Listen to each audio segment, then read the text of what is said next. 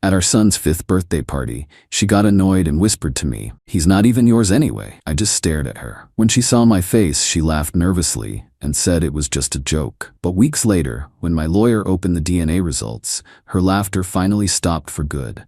The bounce house was roaring like a dragon in our backyard, filled with the shrieks of happy 5-year-olds. It was my son Leo's 5th birthday. My son. I'd spent the morning setting everything up, grilling hot dogs, and making sure the mountain of presents was properly displayed. I loved that kid more than anything. Seeing his face, flushed with excitement as he tore around with his friends, was the only thing that mattered. My wife, Megan, was holding court by the patio table with her friends, a glass of white wine in her hand. She hadn't lifted a finger all day, but she was great at playing the role of the gracious host. To the outside world, we were the perfect family. Successful husband, beautiful wife, amazing kid, big house and a nice neighborhood. But for the past couple of years, it had felt like a performance. The love and partnership had slowly been replaced by her sense of entitlement, and my role had been reduced to the guy who funded the whole show. The moment it all shattered came about an hour into the party. I was carrying a tray of juice boxes over to the kids' table when Leo, in a fit of sugar-fueled excitement, bumped into me. The whole tray went flying. Red fruit punch splattered all over the front of Megan's pristine white sundress. Her friends gasped. Megan looked down at the stain, her face twisting into a mask of pure fury. She shot a look of venom at Leo, who immediately burst into tears. I knelt and wrapped him in a hug. "It's okay, buddy, it was an accident." I looked up at Megan, expecting her to soften to comfort our son. Instead, she looked at me, her eyes cold. She walked over, grabbed my arm, and pulled me a few feet away, her voice a low, vicious hiss so her friends couldn't hear. "Look at what he did," she spat. "This is a $400 dress. He's always been your clumsy little—" I stared at her, stunned. "Megan, he's 5. It was an accident. It's his birthday party." She was annoyed that I wasn't sharing her outrage. The pressure of the party, the stain, my refusal to get angry at our son, it all seemed to make something snap inside her. She leaned in closer, and her voice dropped to a venomous whisper, the cruelest words she could find in that moment. "He's not even yours anyway." The world just stopped. The sound of the bounce house, the kids laughing, the music from the speaker, it all faded into a dull roar. The only thing I could hear was that sentence, echoing in the sudden, dead silence of my mind. I didn't react. I just stared at her, my face completely blank. She saw the look in my eyes. She saw that this time she had gone too far. Panic flashed across her face, replacing the anger. She immediately started backpedaling, forcing a high, nervous laugh. "Oh my God, relax," she said, playfully punching my arm. "It was a joke. A stupid, dark joke. You're so serious all the time." She turned and walked back to her friends, still laughing a little too loudly. "Eric is just so sensitive," I heard her say, "can't even take a joke." But I wasn't looking at her anymore. I was looking at Leo, who was now tentatively playing with his new toy truck, his face still streaked with tears. My son. For 5 years he had been my son. My reason for everything. In that moment, watching him, the love I felt was overwhelming. But underneath it, a cold, hard certainty began to form. A joke like that doesn't come from nowhere. It comes from a place of truth. I didn't say a word for the rest of the party. I smiled for the pictures. I cut the cake. I helped Leo open his presents, but on the inside, I was gone. The man who had started that day, the happy father and husband, had been replaced by someone else. Someone cold, methodical, and completely focused. My marriage was over. My old life was over. The only thing that mattered now was protecting that little boy in the backyard and destroying the woman who had just used him as a weapon to hurt me. That night, after Megan was asleep, I sat in my home office. The first thing I did was order a discreet, at-home DNA testing kit online with rush delivery. The second thing I did was call a man I knew from a business deal, a man who ran a very high-end, very discreet private investigation firm. "I need everything you can find on my wife Megan," I said, my voice low and steady. "I need to know who she was seeing 5.5 years ago. Everything, no budget." The third thing I did was call my lawyer, not a divorce lawyer. A corporate litigation lawyer. The meanest, most ruthless shark I knew. "I'm about to go to war," I told him, "and I needed to be prepared." Megan thought she'd made a joke. She had no idea she'd just signed a declaration of unconditional surrender. She just didn't know it yet. Update 1. It's been 2 weeks since the birthday party. Living in the same house with Megan has been like living with a ghost who thinks everything is normal. She's been overly affectionate, trying to pretend her joke never happened. She keeps trying to initiate conversations about vacations, about redecorating, about the future. I've been polite, distant, and non-committal. To her, this is just another one of my moods. She has no idea that every smile, every nod is a lie, while I systematically dismantle her entire world behind her back. The DNA kit arrived 2 days after the party. Getting the samples was easier than I thought. A quick swab from my cheek, and then one from a toothbrush I'd seen Leo use that morning. I sealed the envelopes, sent them off to the lab via courier, and then I waited. While I waited, the preliminary reports from the private investigator started coming in, and they were worse than I could have imagined. It turns out Megan's life was a carefully constructed lie. She had a whole separate email account, a prepaid burner phone. The PI got access to everything. 5.5 years ago, right around the time Leo was conceived, Megan wasn't just with me. She had rekindled a relationship with an old college boyfriend, a guy named David. He wasn't a one-night stand. It was a full-blown affair that lasted for months. The PI's report was filled with copies of their emails, intimate and detailed. They talked about their future together, how she was going to leave me, how David was the love of her life. Then, she found out she was pregnant. The tone of the emails changed. She told David. His reaction wasn't what she'd hoped. He was a struggling artist, living in a tiny apartment with no money and no prospects. He panicked.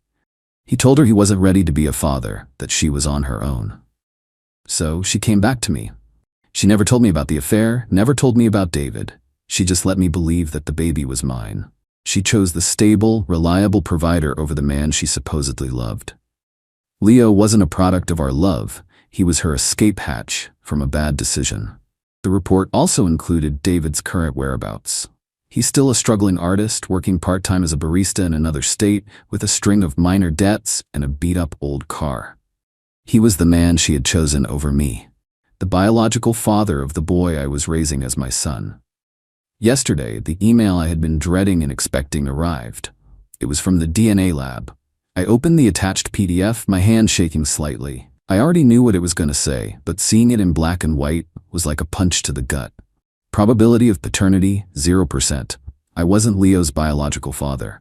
I sat there for a long time, just staring at that number. There was a wave of pain, of betrayal. But underneath it, something else was solidifying, my resolve. This didn't change my love for Leo. It only changed my opinion of his mother, from a thoughtless wife to a monstrously selfish fraud. I forwarded the DNA report and the PI's file to my lawyer. His response was immediate. We have her. She's done. My first move was financial. I went to the bank and opened a new set of accounts in my name only. I started methodically redirecting my salary and all my investment income into these new accounts. I left our joint account open with just enough of a balance to cover the automatic mortgage and utility payments for a few weeks, so she wouldn't get suspicious. I froze her supplementary credit cards, reporting them as lost. When she complained, I told her I'd order new ones, but they must be slow in the mail. I was slowly and quietly cutting off her oxygen supply.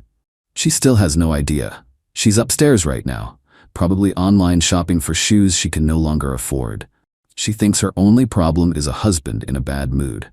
She has no idea that a legal and financial hurricane is about to make landfall directly on top of her. The quiet before the storm is almost over. Update 2. It's been a month since the party. The trap has been set and it's about to spring. My lawyer, a man who relishes this kind of strategic warfare, has been magnificent. After I cut off her finances, Megan's good mood started to fray. She became irritable, constantly complaining about being broke, about how unfair it was that her new credit cards hadn't arrived. She had no idea that I was the one blocking them. She even had the audacity to ask me for a few $1,000s in cash for a girls' trip to Miami. I just told her that with the market being down, I needed to be more careful with our cash flow. The look of disgust on her face was priceless. She saw my financial prudence as a personal attack. The divorce papers were served to her last Tuesday. I made sure I was home. A process server, a big, stoic guy, knocked on the door. Megan answered, thinking it was a delivery. When he handed her the envelope and said, "You've been served," the color drained from her face. She stormed into my office, waving the papers. "What is this? What the hell is this, Eric? Are you divorcing me over a stupid joke?" I said I was sorry. "This isn't about a joke, Megan," I said calmly, not looking up from my computer. "This is about a pattern of deceit and disrespect. The joke was just the first loose thread that unraveled the whole thing." She immediately launched into a tirade. How she had given me the best years of her life, how she had given me a son, how I was a cruel, heartless monster. She swore she was going to take me for everything I had. The house, the cars, half my business. "You will be paying for Leo and me for the rest of your life," she screamed. "You should talk to your lawyer," was all I said. And she did. She hired the most notoriously aggressive divorce attorney in the city, a woman known for tearing husbands to shreds in court. The first letter from her lawyer was a declaration of war. It demanded immediate, exclusive use of the house, temporary alimony that was more than my monthly salary, and a truly astronomical amount in future child support. Her entire case was built on one single pillar: our son, Leo. This was exactly what we had been waiting for. We scheduled a 4-way settlement meeting at my lawyer's office. It was yesterday. Megan walked in like a conquering hero, a smug, confident smirk on her face. She thought this was her victory lap. She sat across the big conference table from me, refusing to make eye contact. Her lawyer started, laying out their demands in brutal detail. The house, the vacation property, a new car for Megan every 3 years, private school tuition for Leo, college tuition, and a child support payment that would ensure Leo never wanted for anything. It was a fantasy list, designed to intimidate. I just sat there, listening patiently. When she was finally done, I nodded to my lawyer, Mr. Hansen. He cleared his throat and opened a thin folder in front of him. "Thank you for that presentation," he said, his voice calm and professional. "We have a counteroffer, but first, we need to address a fundamental inaccuracy in your filing."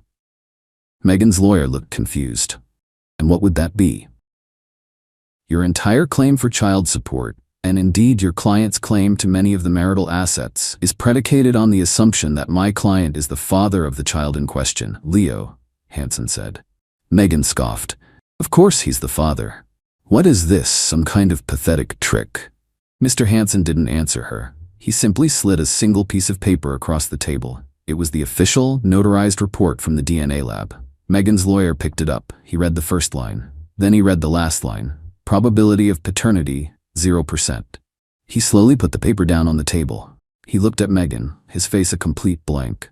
Megan snatched the paper. She stared at it, her smug expression melting away, replaced by a look of pure horrified disbelief. "This is fake," she whispered. "This is a lie. You faked this."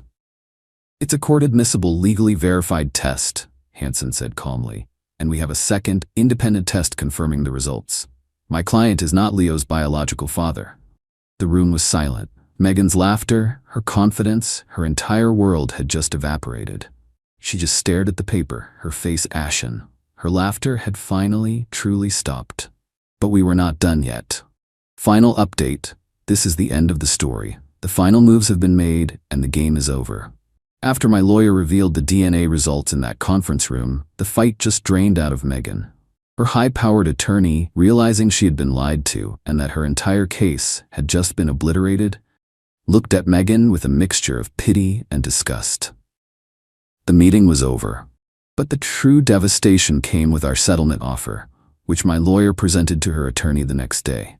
As I said before, my goal was never to abandon Leo. He is my son in every way that matters. My goal was to protect him and remove his toxic, deceitful mother from his life. We gave Megan 2 options. Option A, we would go to court, we would present the DNA evidence, which would become public record. We would present the private investigator's report detailing her affair with the biological father, David. The court would compel her to name him as the father, and he would be legally on the hook for child support. I would sue her for the fraud she committed during our marriage. Seeking to recoup the hundreds of thousands of dollars I had spent raising a child I was led to believe was mine. She would be publicly humiliated, exposed as a liar and a cheat. She would walk away with a pittance in alimony, if any, and her son's financial future would be tied to a deadbeat barista in another state. Option B. She would agree to my terms. She would sign over sole legal and physical custody of Leo to me, immediately and irrevocably. She would relinquish all parental rights. In the divorce, she would waive her right to any and all alimony and any claim to my assets, including the house, my business, and my investments. She would be allowed to take her personal belongings and a one-time lump sum payment of $50,000, a parting gift to start her new life. In exchange, I would not sue her for fraud, and I would not legally pursue the biological father. I would continue to raise Leo as my own son, giving him the stable and prosperous life he deserves. Her lawyer, to his credit, advised her to take option B. It was a brutal choice: lose her son and her meal ticket, or face total and absolute ruin for both her and the child. She tried to fight it for a week. There were tearful phone calls, angry emails, pathetic attempts at manipulation, but she had no leverage, she had no power. She had only bad choices. In the end, faced with the abyss, she chose the path that at least allowed her to walk away with a scrap of dignity and a small amount of cash. She signed the papers. The divorce was finalized last month. She took the $50,000 and, from what I hear, she moved to another state to be with her sister. She has no contact with Leo. The court order is ironclad. She is, for all legal purposes, a stranger to him. Leo is doing great. He's a happy, resilient kid. He asked about his mom a few times at first, and I told him a simple, age-appropriate version of the truth, that his mom had to go away for a while to figure some things out. He's adjusted well. He has me, he has his friends, he has a stable home. He has a father who loves him unconditionally. That's something I made sure he would never lose. I never told him he isn't my biological son. Maybe one day when he's much older, I will. But for now, it doesn't matter. He is my son. My love for him was never dependent on a DNA test. The revenge was never about the money. It was about justice. Megan used a child, our child, as a pawn in her selfish games. She built her life on a foundation of lies, and she was willing to use a cruel, soul-destroying secret as a weapon. She thought her joke was just another way to assert her power over me. Instead, it was the key that unlocked her own destruction. She didn't just lose a husband and a comfortable life. She lost her son, because in her arrogance, she forgot who he truly belonged to. The man who loved him, raised him, and was willing to go to war to protect him. Me.